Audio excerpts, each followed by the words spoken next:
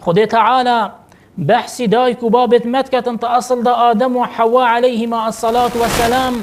كوان دعوة لخوش من لرب العالمين كر كنجي وقت خدي تعالى داخلي بحشت كرين قلت البري في دار نخون أو بو كشيطاني وسوسة بوان دروس كري وسند بوان خوار حتى السر برين رابون بري في دار خوار خدي تعالى عتاب ليقرت أويش بشيمان بنبا شو قلت يا ربنا ظلمنا أنفسنا وإن لم تغفر لنا وترحمنا لنكونن من الخاسرين أفبوان دعوة لخوش من لرب العالمين كر